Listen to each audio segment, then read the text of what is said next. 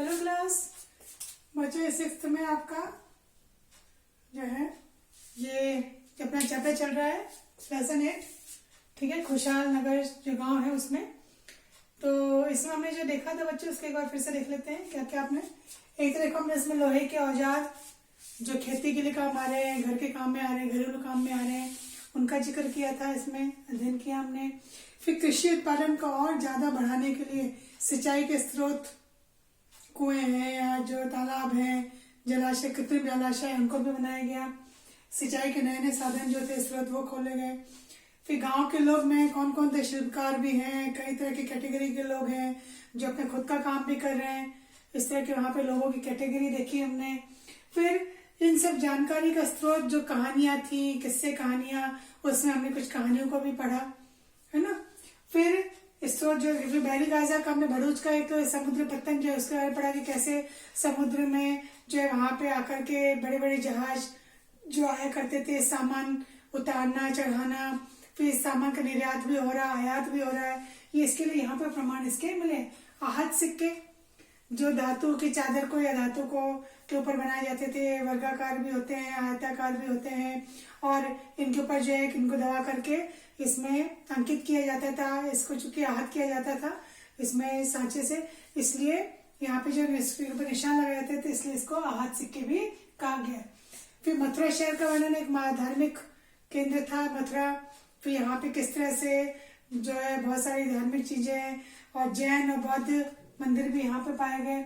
सूत बुनने काटने के नियम थे, खासतौर पे महिलाओं के लिए। सभी प्रकार की महिलाओं को यहाँ पे काम पे लगाया जाता था। उनको बाहर निकलने की इजाजत नहीं थी, तो कैसे वो अपने दासियों से काम करवाती थी। और जिनको बाहर निकलने की परमिशन थी वो सुबह सुबह जाकर के ये काम किया करती थी, इस तरह से। और फिर लास्ट में हमने अरिका मेडू में जो एक निरीक्षण का किया कि पडुचेरी का जो क्षेत्र है वहां पे किस तरह से काम होता था। तो यहाँ पे तमिलों के जो बड़े भूस्वामी होते थे उनको वेल्लाल कहा जाता था, वेल्ला इनको कहा जाता था। तो तमिलों के बड़े भूस्वामी वेल्ला। फिर ग्राम भोजक जो होते थे, ग्राम भोजक बहुत बड़ा एक व्यक्ति होता था, तो उसकी जमीन जो होती थी वो तो उसका मुखिया होता था, मालिक होता था। उसकी जमीन पर जो दासों के द्वारा खेती की जाती थी, मतलब जो गुलाम होते थे, दास होते थे, वो वहां पर खेती किया करते थे। फिर तमिल में ही हलवाई को क्या किया जाता था, क्या कहा जाता था, हलवाई को उणवार, उणवार के नाम से उसको जाना जाता था। फिर यहाँ पे रहने वाले जो अधिकांश थे गृहपति थे, जो घरों के जो थे, ये गृहपति स्वतंत्र होते थे और छोटे क्षेत्र के मालिक होते थे, और छोटे इनके पास जमीन का टुकड़ा जो है वो हुआ करता था। तो ये जो ग्राम भोजक है, ये ग्राम भोजक कौन होते थे, क्या जानते हैं इनके बारे में, ग्राम भोजक के बारे में। ग्राम तो आपको मालूम ही है, गांव। तो ग्राम जो है भोजक एक शक्तिशाली जो है लोग हुआ करते थे, और ये गांव के उत्तर हिस्से में रहने वाले प्रधान व्यक्ति होते थे, जो बड़ा हिस्सा होता था वहां के प्रधान होते थे। इसके बाद उनके पास जमीन का भी बहुत बड़ा टुकड़ा होता था। जो कि अपन ने बात की कि ग्राम भोजकों की जमीन पर कौन काम क्या करते थे, मतलब अपनी जमीन पे ये दासों से काम करवाया करते थे। और ये जो ग्राम भोजक का पद था वो एक ही परिवार के जो है पास हुआ करता था, एक ही परिवार के कई लोग इस पद पर कार्य करते थे, और इनकी बड़ी बड़ी जमीनों पे लोग जो है काम किया करते थे, और दास है, मजदूर हैं। अच्छा, ये इतने प्रभावशाली होते थे कि कई बार राजा इनको जो है कर वसूलने का काम भी दे दिया करते थे, क्योंकि बहुत पावरफुल होते थे। तो राजा इनको अपनी सहायता के लिए रख लेते थे और इनसे जो है कर वसूलने का काम। और कभी कभी इनकी स्थिति इतनी अच्छी होती थी कि ये न्यायाधीश का काम, पुलिस का काम भी जो है वो कर दिया करते थे। तो ये ग्राम भोजक की जो है वहां पे स्थिति देखी जाती थी। फिर यहाँ पे अपन बात करें कि गांव और शहर में कौन कौन से शिल्पकार रहते थे, तो देखिए यहाँ पे बढ़ई भी रह रहे हैं, सुनार भी रह रहे हैं, लोहार भी हैं, बुनकर भी हैं। ठीक है, यहाँ पर ये हो गए, बढ़ई हो गए, लोहार हो गए, कुम्हार हो गए, सुनार हो गए, बुनकर हो गए, मूर्तिकार हो गए। मतलब सारी कैटेगरी के लोग जो है यहाँ पर रह रहे हैं और अपना काम यहाँ पर कर रहे हैं।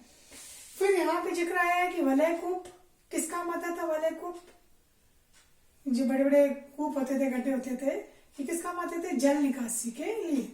इनका उपयोग किसका होता था, जल निकासी। आहत सिक्के ये धातुओं के, मुख्यतः किसके देखे गए, ये चांदी के। ठीक है, सोने चांदी के जो इसमें ये पाए जाते थे। फिर मथुरा क्या था, मथुरा एक धार्मिक केंद्र माना जाता था।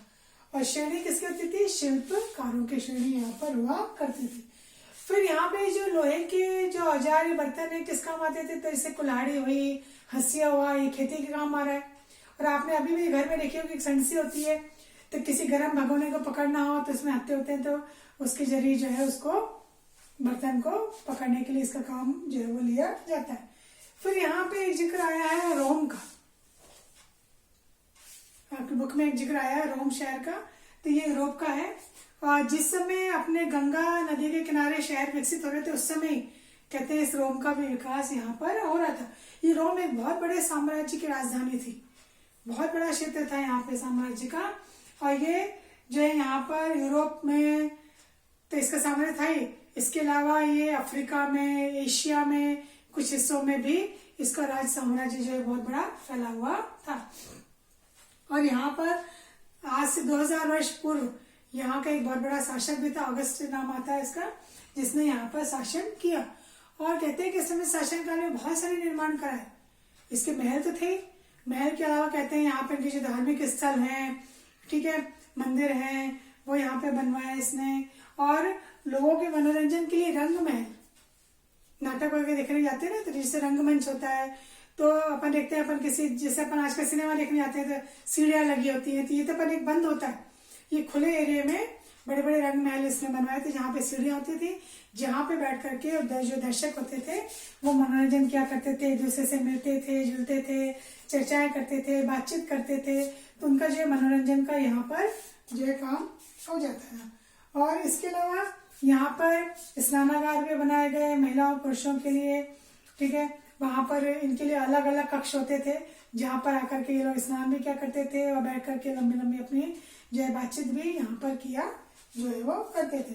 और जो यहाँ के फव्वारे थे, गुसल खाने थे, ठीक है, उनके लिए भी जो यहाँ पे जगह जगह पर जलवाही सेतु बने हुए थे, मतलब एक जरिया बना हुआ था जिससे यहाँ पे स्नानागारों में, फव्वारों में जल पहुंचाया जाता था। तो ये सारी व्यवस्थाएं जो थी ये रोम में देखी गई थी। तो ये भी एक क्या शिल्प कला का इसका एक नमूना जो है माना जाता है कि इसमें बहुत अच्छे से जो है यहाँ पे उत्कृष्ट कारीगरी दिखाई देती है। तो ये हमने इस चैप्टर की जो है कुछ चर्चा इसमें की, इसको आप कॉपी में भी कर लेना, ठीक है।